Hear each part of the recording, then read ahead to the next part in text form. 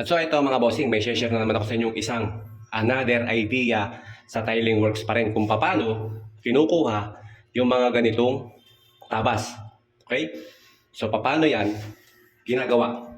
Actually, pagdating sa mga siruho, marami tayong diskarte na ginagamit. Mayroong gumagamit ng karton, may gumagamit ng plantilla, may nagsisigo, may nagsusukat. So bali sa episode na to, ipapakita ko sa inyo yung isa sa pinakamabilis na technique. Bukod sa mabilis, accurate din para makuha natin yung mga triangular shape na ganyan. Napakabilis lang nito mga boss kung paano. Panoodin nyo to at syempre, bago natin umpisahan to, baka naman pwede nyo i-subscribe yung ating YouTube channel, July Ems, at syempre, pa-follow na rin ang ating FB page, July Ems.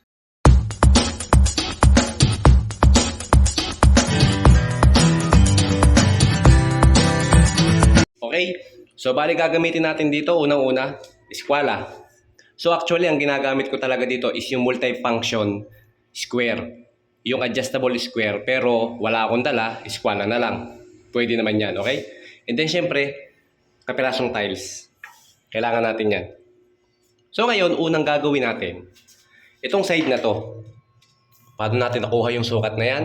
Ang gagawin ninyo, itong eskwala natin, ilalagay nyo lang sa edge nitong tiles na to. Dito ha, dito mga bossing, itong malapad na to. Yan, yung kasunod niya para makuha natin yung sukat nitong susunod na tiles. Ipapantay nyo lang hanggang sa magpantay sila.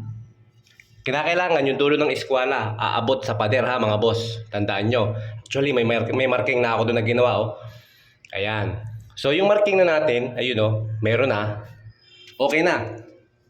Kapag na-markingan na natin, gagawin natin, susukatin natin yung marking na yon kung ilan yan mula dito sa tiles na to hanggang dun sa pader. So kinakailangan make sure lang mga boss, kapag kayo ay magsusukat gagamit ng metro, titingnan yung mabuti kung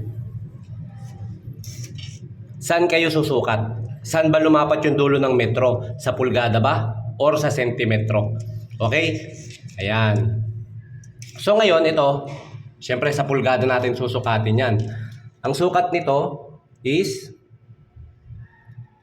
3 and 5/8. Okay? 3 and 5/8. So ngayon, magbabawas tayo ng at least 1/8 para meron tayong gap, meron tayong clearance. And then yung lalabas niyan, 3.5 inch na lang. Okay? 3.5 pulgada. Next na gagawin natin, dito, sa tiles na to, itong tatabasan natin, dito natin ililipat yan. Susukat tayo dito ng 3.5 pulgada. Okay? Ayun na yung ating 3.5 pulgada. Next step naman, para naman makuha natin itong corner na to, gagawin nyo, kuha kayo ng kapirasong tiles. Kailangan, ang gagamitin nyo mga boss, kung anong lapad nung ginagamit natin, ito ay 30. Yung lapad niya. Okay, huwag nyo nang anuin yung haba.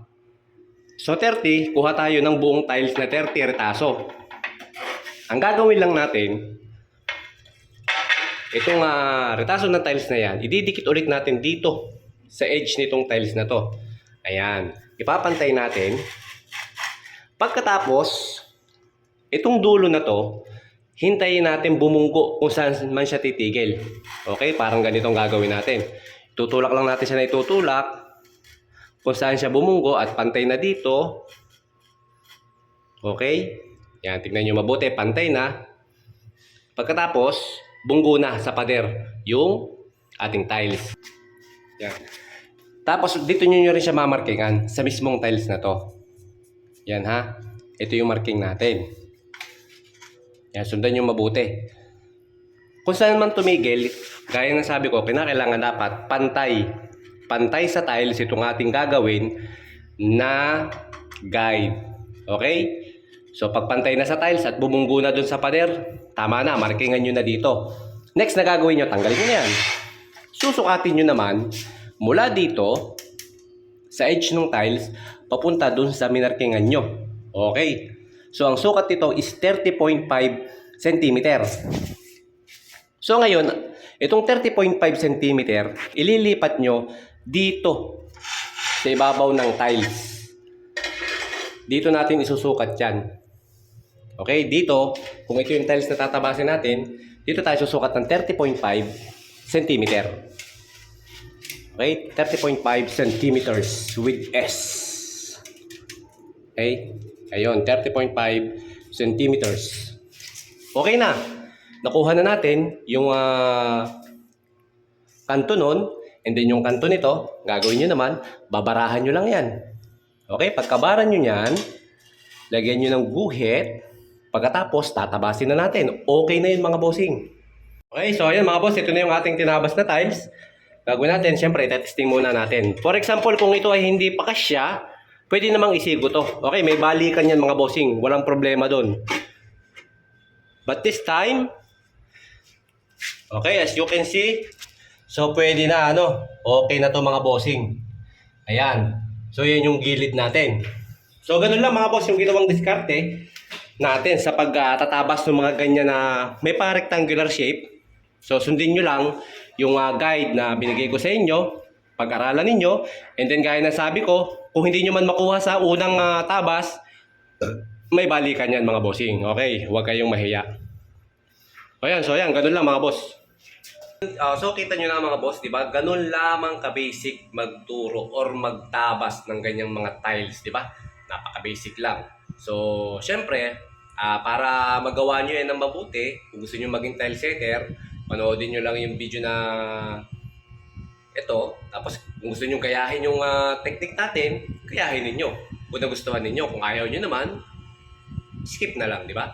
Ganun lang yung ka-basic mga bossing. So kung gusto niyo pang maraming matutunan dito sa channel na to, subscribe mo lang si Julay Ems at follow nyo. Marami kayong matututunan dito sa channel ko at talagang legit na legit. At so ayun mga bossing, gusto mo bang magkaroon ng bonus na 12,000 pesos? So ano pang hinihintay mo? Gamitin mo na ang aking promo code na makikita mo dito sa ating comment section at sundin mo lang ang aking ginagawa. So ayan mga bossing, ano pang hinihintay mo? Maglaro na dito sa 1xBet at pumili na ng iyong mga kupunan para manalo. So ayan mga bossing, just follow the instruction at good luck sa mga mananalo.